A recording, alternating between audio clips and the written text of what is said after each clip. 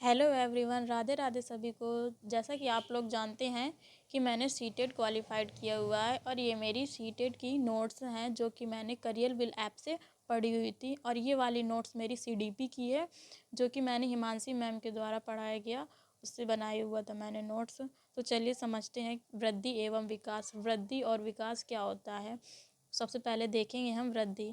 वृद्धि को व्यक्ति के वजन, उम्र, आकार एवं आदतों में होने वाले परिवर्तन के रूप में परिभाषित किया जा सकता है।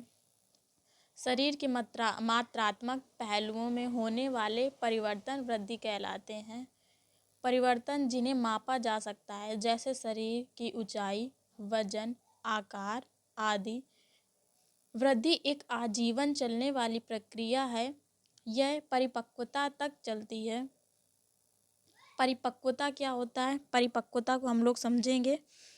परिपक्वता के साथ वंशानुगत विशेषताओं का प्रकट होना।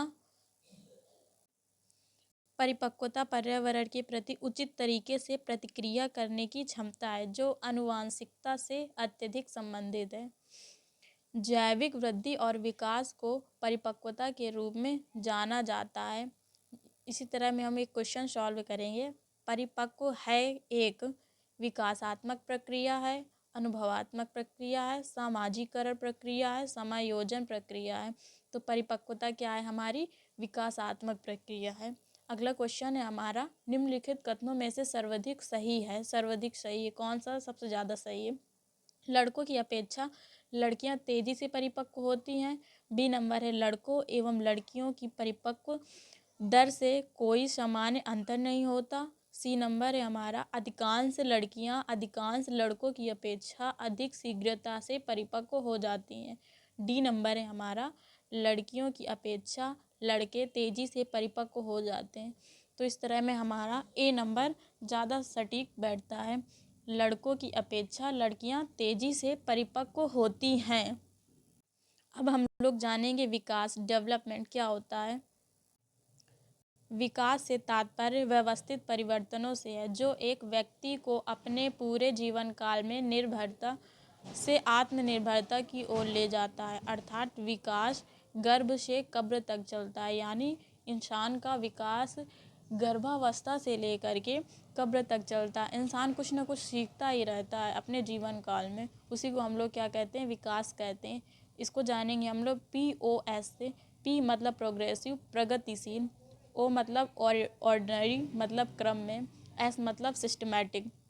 अपने जीवन काल में व्यक्ति कई तरह से विकसित होता है, जैसे शारीरिक, मानसिक, भावनात्मक। जैसे मतलब शरीर का विकास होता है, मानसिकता का विकास होता है, उसकी भावनाओं का भी भावनात्मक विकास भी होता है। इसके 4 चरण दिए हुए हैं, शारीरिक विकास, संज्ञानात्मक विकास, सांवेगिक विकास, सामाजिक विकास।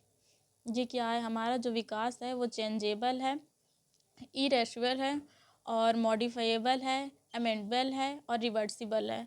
रिवर्सिबल नहीं होता है, मतलब हम विकास को पीछे नहीं जा सकते हैं, हमेशा विकास हमारे आगे ही चलता है।